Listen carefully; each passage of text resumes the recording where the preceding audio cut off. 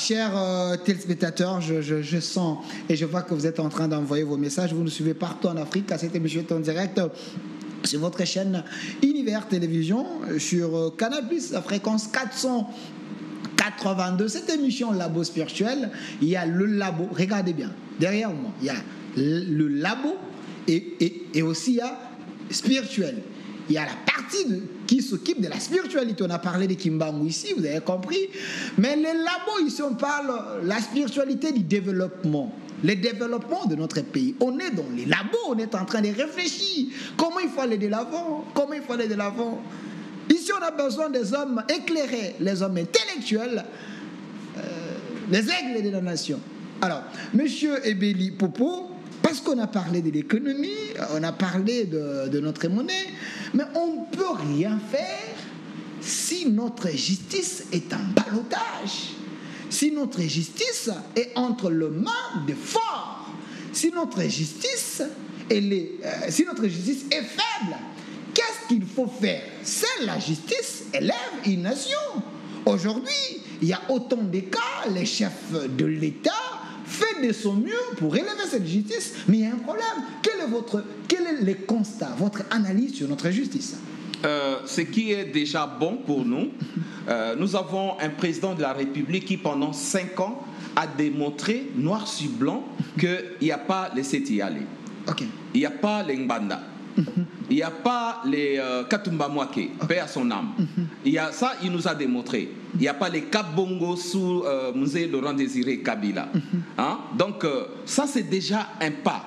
Le président a fait de sorte qu'on n'ait pas des hommes forts pendant son mandat. Et je pense qu'il pourra faire ça également. Il y a des gens qui ont tenté et on les a affaiblis, on les a envoyés en tôle. Quand ils sont sortis de là, vous avez vu qu'ils ont la queue entre les pattes. Donc je pense que pendant son deuxième mandat, il va faire cet effort-là, n'est-ce pas? Et je pense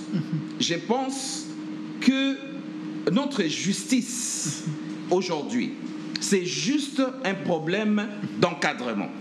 Juste un problème d'encadrement. Premièrement, les structures qui sont mises en place, les conseils supérieurs de la magistrature. Nous avons la Cour constitutionnelle, nous avons les conseils d'État, nous avons la Cour de cassation. Je pourrais dire, les mots « il faut » coûtent peut-être ce que ça coûte dans ma phrase. Mais il faudra que le président de la République puisse prendre un bâton et qu'au moins une fois, 2 fois par semaine, il rappelle à l'ordre le président du Conseil supérieur de la magistrature pour dire ça ne va pas ici. Mais pour que ça marche, les services spéciaux doivent donner au chef de l'État des éléments chaque jour sur nos magistrats, sur nos juges, sur nos avocats. Sur les barreaux. Le fonctionnement, comment ça se passe? Chaque jour, est-ce qu'il y a l'amélioration? Oui, il faut que les services spéciaux, ils doivent faire leur travail. Mais ces gens, ils doivent faire leur travail. Il semble que ces gens, ils doivent abandonner le népotisme et ils doivent faire leur travail. Il semble que ces gens, ils sont dans un système. Et je dois également relever quelque chose. Il faudra encadrer les recettes. Les recettes dans les secteurs, dans ces secteurs-là de la justice. C'est-à-dire que protéger les préposés, protéger les préposés de la dégérade. Parce qu'ils ne peuvent pas faire leur travail. Ils sont menacés par le magistrat. Ils ne peuvent pas s'organiser pour récolter les recettes émanant de la justice. Ils ont un problème.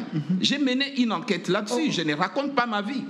La dégérade se retrouve difficilement dans le système, dans le ministère de la Justice. Donc ça, c'est un travail aussi à faire. Il faudra que l'IGF puisse concevoir une méthode ou je ne sais pas quel organisme, concevoir une méthode pour récolter les recettes là-bas.